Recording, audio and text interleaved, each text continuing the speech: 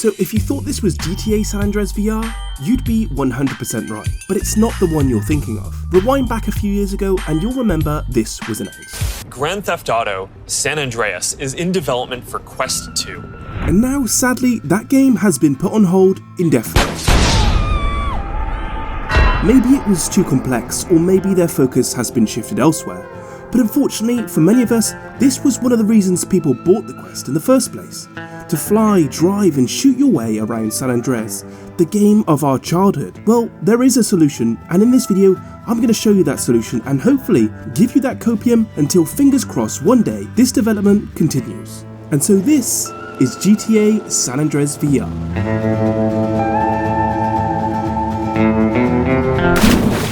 I think one of the reasons everyone was so excited about this was the possibility of immersion. There are so many different things an open world game like this can give you that it's hard to even put into a video. And the more I played it, the more addictive it became.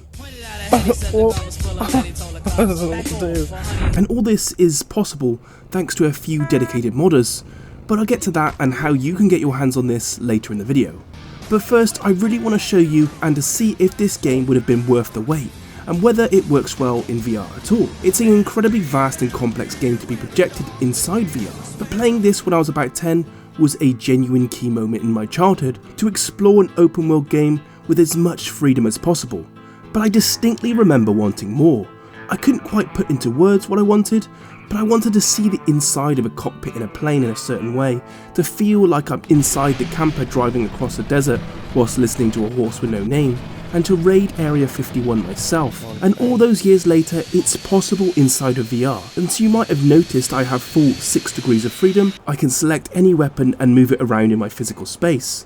The aiming system unfortunately is a lock and shoot system, but it's still, having the actual things in front of you does add to the immersion. So my thoughts for this video is to do all the things I just said, but immediately I forgot how difficult the game was in general. To illegally get from point A to point B was actually nearly impossible. And as I'd literally sorted all this yesterday, I didn't have time to complete the campaign, but my god is it intense when you steal a plane and fly over the border. Oh no! Or crash your car and flip it into the water. Oh my god. Nope. Nope. But thankfully we have cheats. Flying around in a jet and dodging missiles from Area 51 was just far too much fun. Oh my god. Why? One of the things that surprised me the most is that for a game released way back in 2004, many of the vehicles actually had interiors, although not all of them. Okay. Even though these controls were also specifically designed for San Andreas, the experience still gets a little janky. I could only manage about an hour of playtime before it started to feel a bit too uncomfortable. It makes you wonder though how the official port might have handled these issues, if it was even possible to avoid them. The official version would most likely have been a lot smoother, but then again, after seeing games like Hitman VR, where a lackluster implementation can really damage the reception, maybe it was better they didn't continue, but there is a balance between going full beans on a port to getting something that's good enough to be a decent reincarnation of a game. Whoa! The game is massive, and porting it to VR isn't just about tweaking a few controls. For starters, they would need to completely redo all the vehicle interiors to allow for proper hand steering mechanics. On top of that, the sheer size and scope of the map would have to run on mobile hardware, considering this was supposed to be a Quest 2 title. I'm running a 3070, and even my PC struggled to keep things smooth, so you can imagine the technical challenges Rockstar might have faced, and this is probably one of the reasons they abandoned the project in the first place. But for those who want to play the game, you're probably wondering how the campaign works. Now, don't hate, but I'm usually someone who doesn't follow the typical rules of the GTA franchise. I prefer to mess around and create my own stories. No, leave me alone. But for the sake of the video, I'll start eating into the campaign. The campaign really highlights a lot of issues within the VR mode, but it also shows how incredible this could have been with the right optimization. Driving and flying in the game feels absolutely perfect when you're in control, and any mission that involves driving makes it feel like San Andreas was meant for VR. The ability to look around in first person whilst driving is a game changer, and surprisingly, it gave next to no motion sickness. But unfortunately, the same can't be said for literally anything else. Take mission I'm showing now, where Big Smoke rides you around on his bike. While it's undeniably cool and has this intense, almost Matrix-like vibe, the camera angles and the sheer difficulty of trying to shoot the Russians make it nearly impossible to complete in VR. I imagine the official port would have fixed the shooting mechanics, but when it comes to motion sickness, I'm not really sure how they would tackle it.